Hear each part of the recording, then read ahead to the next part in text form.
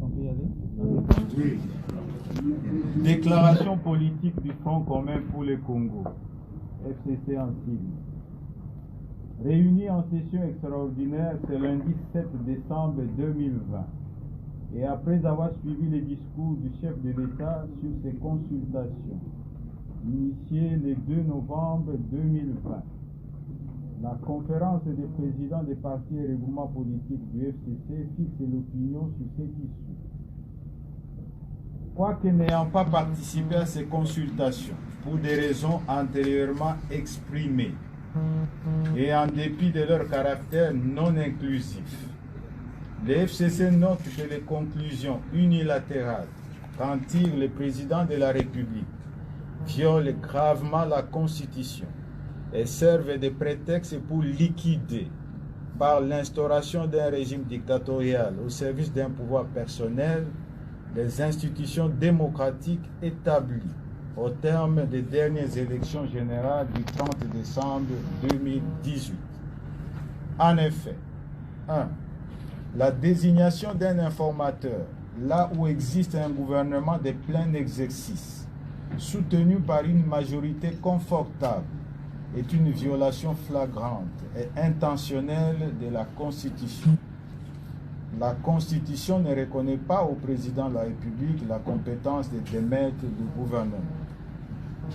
2. Le FCC rappelle que dès la constitution de la coalition, constatée par le communiqué conjoint FCC-CACH du 6 mars 2019, il avait une majorité absolue issue des élections de 338 députés nationaux sur les 500 qui composent l'Assemblée nationale, à laquelle se sont juste greffés 47 députés du CACH. Depuis lors, cette majorité a été systématiquement confirmée, y compris il y a quelques jours, à l'occasion du vote du budget de l'exercice 2021, présenté par le gouvernement.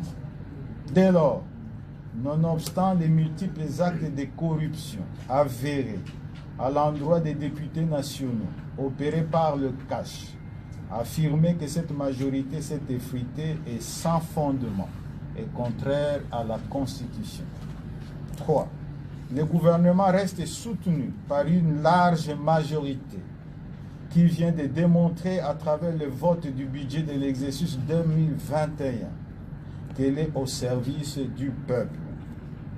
Il revient plutôt au CACH de tirer toutes les conséquences de la décision de mettre fin à la coalition annoncée par son autorité morale en se retirant du gouvernement central et des gouvernements provinciaux auxquels il participe, ce qui entraîne d'office la cohabitation.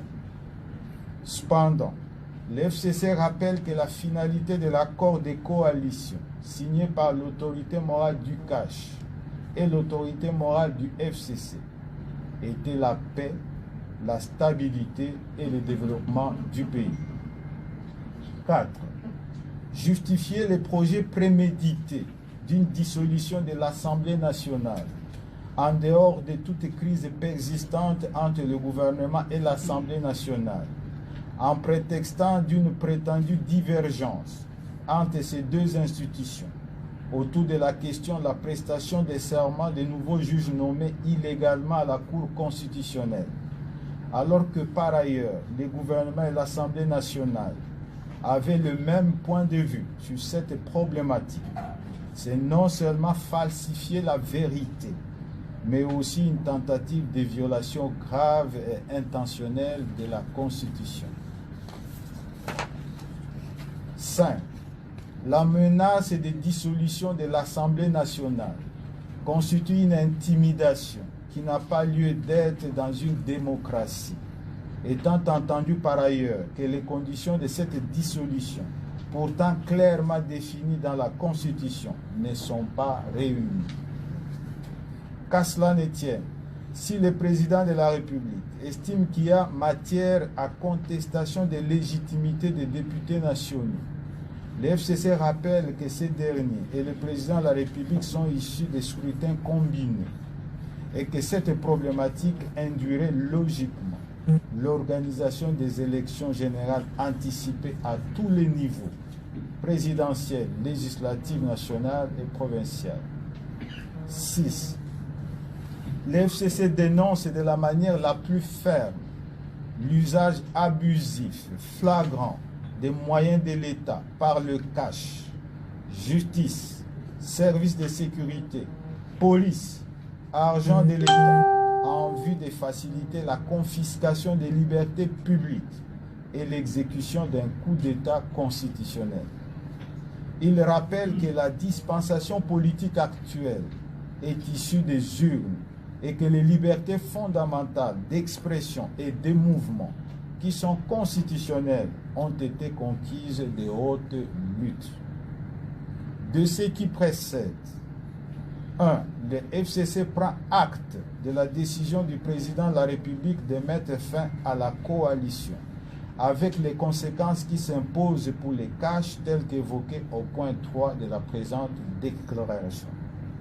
2.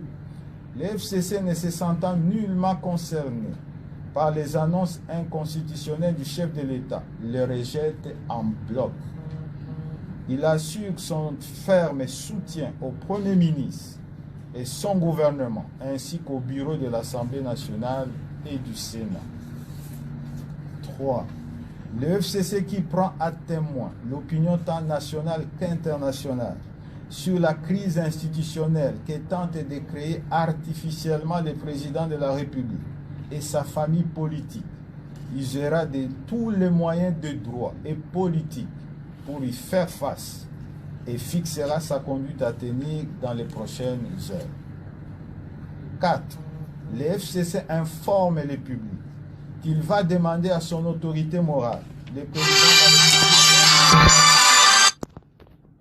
le FCC informe le public qu'il va demander à son autorité morale, le président de la République honoraire, son Excellence Joseph Kabila Kabange, de donner sa part de vérité afin d'éclairer l'opinion sur la situation politique du pays ainsi créée par le président de la République.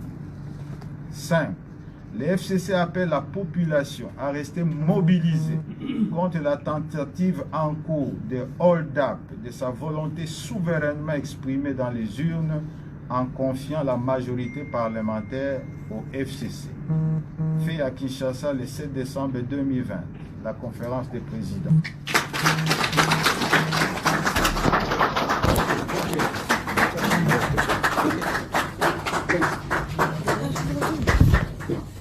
Voilà, merci beaucoup, chers amis de la presse. Si vous le souhaitez, vous pouvez attendre dehors pour des